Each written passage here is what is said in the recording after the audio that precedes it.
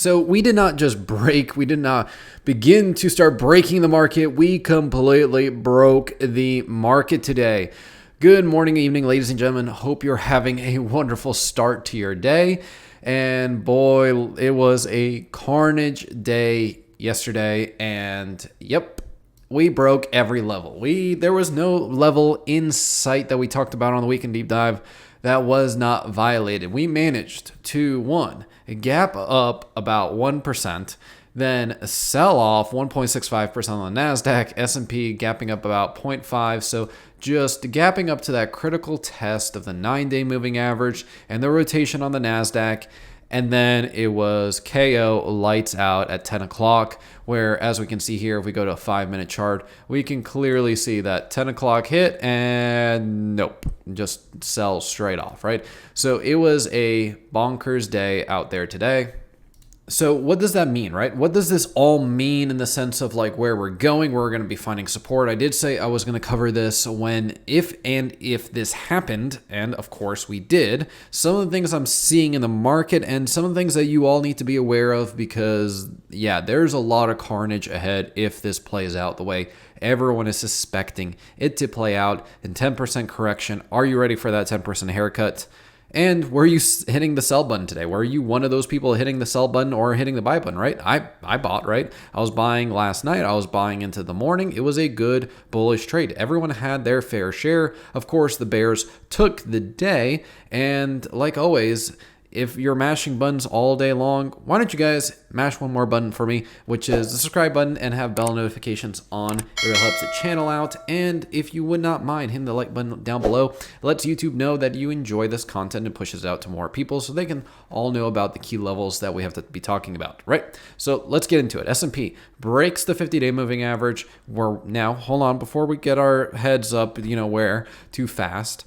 It's one day, right? So we theoretically can recover the day, slim to none chance, but it's usually 2 candle closes is what we predict for the market in order to basically say, hey, where we got to get back above, right? So if we get a nasty bullish day, and we do have catalysts for it, as we mentioned on the weekend deep dive, which is Jerome Powell talking at approximately right at the close of the market. That's approximately 1 o'clock tomorrow, 1:15. So is he going to skyrocket the market, or is any of the other Fed members, Williams, Barkin, Jefferson, all talking tomorrow? Are they going to be the ones that pump this market up and get it rocking and rolling to the upside? Now, one of the things we haven't seen in a very long time, we actually got fear in the market, right? So that's another thing we're going to be talking about. We're going to be talking about the fear and greed index and also the VIX, which is traditionally known as the fear index. So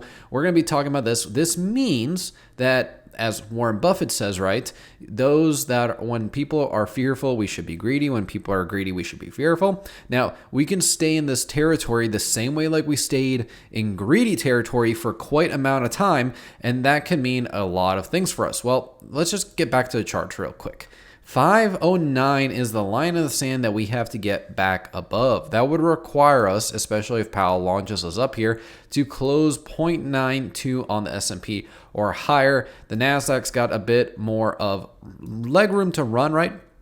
It broke down below its 50. However, really to get that weekly range explosion, it needs to get back above 434, which is only about probably 0.5% right here.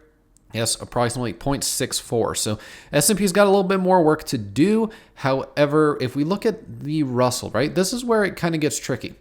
The Russell was selling off going into this, and it broke down outside of this range, but it didn't sell off the same percentage that the other indexes did. It did have a little better of a day. However, that's one of the things I'm keeping an eye on. However, one thing we got to talk about is Apple basically confirming this almost like a breakdown, right? So if Apple has more to go, then the market definitely could be rocking and rolling to the downside, and we definitely have to be looking out at 168.50 being the line in the sand for Apple. Do we break that point and then do we head lower, right? So we're heading into Netflix earnings, which Netflix right now still looking strong, holding above the 50. Some of these bigger cap stocks like Microsoft now below, Amazon breaking the 9, so it could definitely go through a rotation down lower. Tesla's been below. Meta kind of flirting with that 50 again, and Google looking strong up here. And last but not least, NVIDIA violating the pattern for a second time. So are we going to get that retest on NVIDIA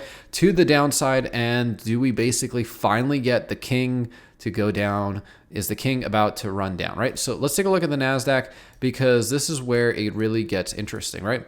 So if we look here, we started filling the gap. We started filling this gap from previously, and no support is found until we get to 425. So if we look at where we are now to approximately 425, that's another 1.27% move, which would not be uncharacteristic if we fill that gap. However, we will be breaking our trend line, and we are now confirming lower lows. So we're making lower highs and lower lows, which means that if we take out this pivot point of 421, then there's only 1 point left to really find support, because if you're able to violate this low, why can't you violate this one? Why can't you violate this one, right? So we have to keep that in mind. The 200-day moving average is pretty far down here from the closing price of last night to there is approximately 8.5%. So do we get that bullish rotation on Powell tomorrow?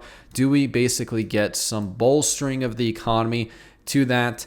Now, this is where I'm going to say I don't believe so. This is where I'm going to give you the bear thesis, guys. Now, the level is 433 for the NASDAQ and 509 for the S&P.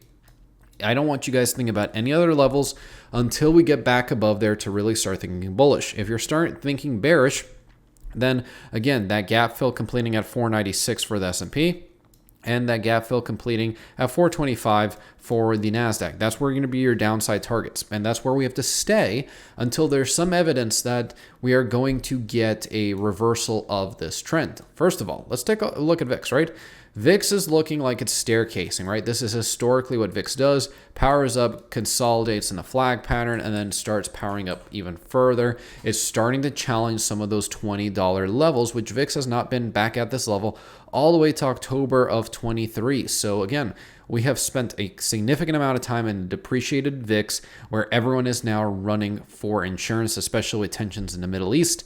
And with the tensions in the Middle East, we're causing oil to go up, right? So oil actually violated its previous low of $84.50, but was bought up immediately. So this could possibly be setting up an A to B pattern now to $91 a barrel. This did kind of violate that lower low strategy, right? But it's still considered in the flag pattern. It's still a validated pattern.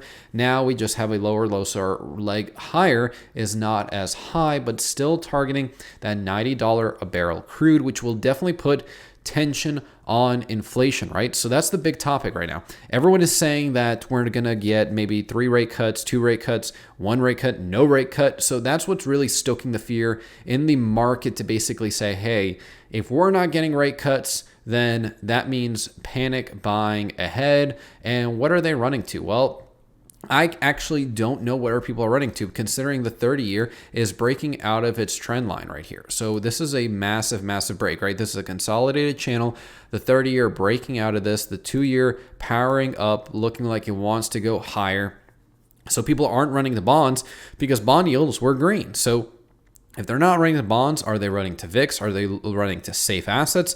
Looking at all the sectors, they're all red. So I really don't know where people are running. Are they basically going to cash? That's another question that we have to throw. And also the dollar looking like at 106 is confirmed, and it's really trying to tackle these upper price points right here of 107, which if it breaks above there, well, strong dollar means more pressure for the Fed essentially to not cut rates and hold higher for longer.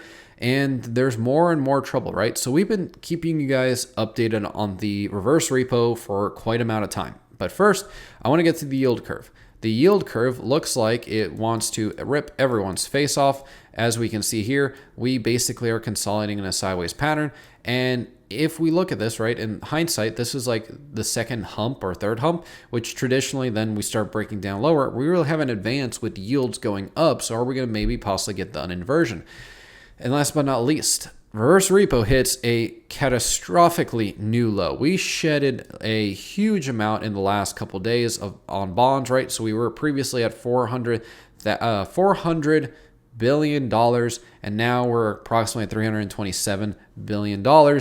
So that is a big low, right? So we formed a new low around 327. This is getting awfully low, meaning the Fed does not have the ability to push liquidity into the bond market, and the auctions are going to start to get strained, especially when this facility runs down to, let's say, the $200 billion to $100 billion mark come May, come June, which was the original estimate that this facility was going to run down to, is in June. So we're going to have a lot of pivotal events in June coming up. I don't suspect that the Fed is going to cut rates in any of its next two meetings. I think the inflationary reports have put a damper on rate cut expectations.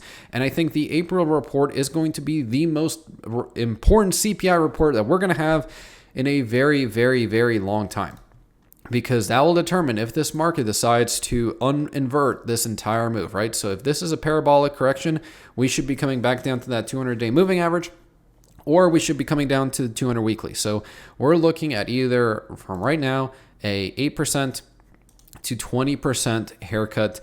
If you get a 20% haircut, we all know what that means: bear market territory, and bad things happen. So make sure you guys are positioning correctly. Make sure we're having risk appropriate, right?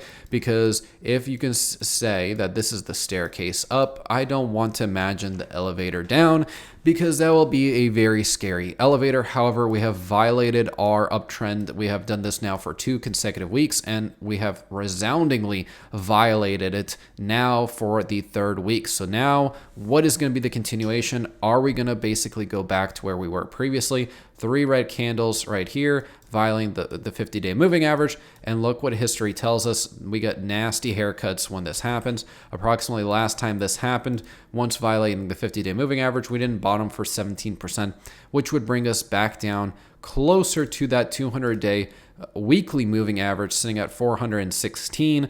So are we prepared for that haircut? At least to bare minimum, we may be on set course for a correction, which would be healthy for this market to calm down.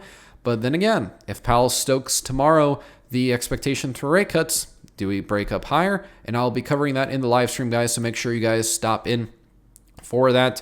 We're going to be discussing the levels as they come out live and covering earnings. So it's going to be a fun one, so make sure you guys stay tuned for that and have bell notifications on so you know when we go live. So thank you all so much for watching, and I hope you have a wonderful day.